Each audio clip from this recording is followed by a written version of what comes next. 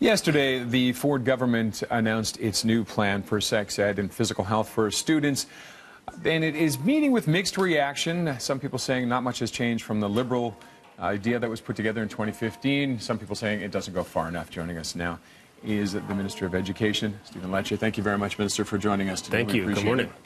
And let's respond to some of that. People saying, well, it's almost the same as the old one. What's your response to that? Yeah, I would say this is a fairly significant transformation of the 2015 version. You know, we made a commitment to make sure that parents have a say. And I think in the substance and in the process by which we got to this result, it's different.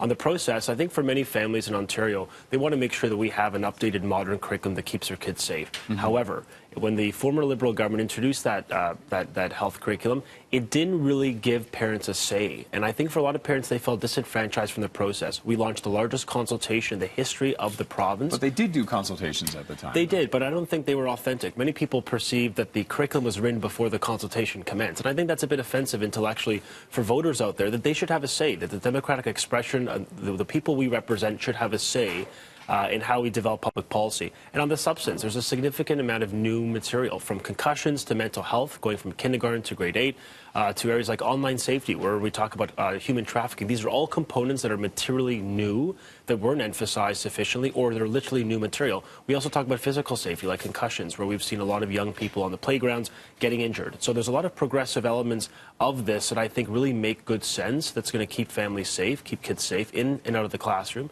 And for me, the big priority was mental health. You know, we introduced into the kindergarten year because of realization that for many young people, and I reflect on my own family, the affliction and challenges we face in mental health and addictions. And so we made that a priority because we know young people are facing adversity, and we want them to feel safe. We want them to know that this government and their educators and all parents have got their backs. So we're going to help them get the recovery they deserve. Let's talk a little bit about the opt-out.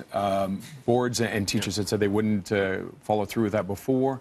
What's going to happen now? Some parents say it's still not going far enough. What will happen with that opt-out if boards say we're not going to go for that? Yeah, if Roger, it involves gender identity and things like that. Right. So the opt-out applies only to the sort of sexual curriculum, the sex curriculum components of it.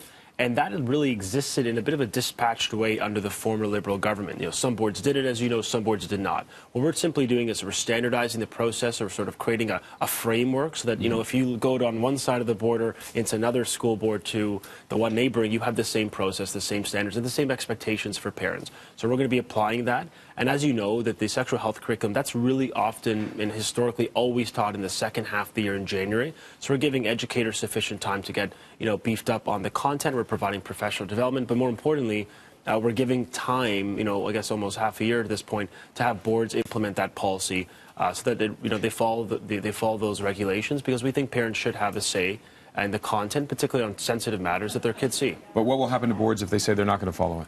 You know what? I actually think, based on the feedback we received to date in the last 24 hours, the boards will work with us in good faith to implement that. I think at the end of the day, our message to school boards, to trustees, to educators, to principals, and VPs, and to parents themselves is that we built a plan that is predicated on safety, making their kids, making them know with confidence that everything we've done, from mental health to online safety, every element of it includes focus on health, even on cannabis. You know, the old curriculum didn't focus on, in the reality of legalization, that the federal government legalized it. We put a major emphasis on that, on opioids and other elements of addiction, to really condition young people to know the harms. One last question before we go with social conservatives. Many say this isn't going far enough. They wanted larger changes and to revamp it and bring it back.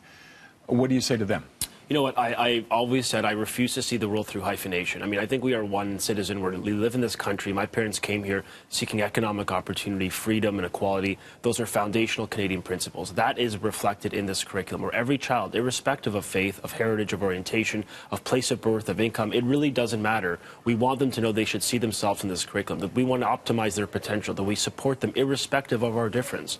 And I think we need more of that in government, in education, and in civil society, and in business. And I think if we embrace that spirit of not seeing difference, you know, in grade 3 we start to teach the principles of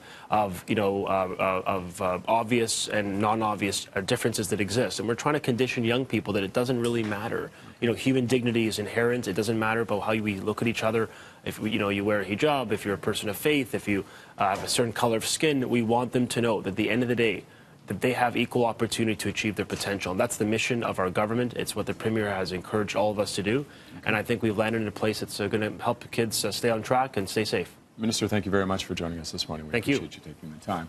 For more on it, go to our Breakfast Television website at breakfasttelevision.ca. Let's head up to Jordan now in Airborne.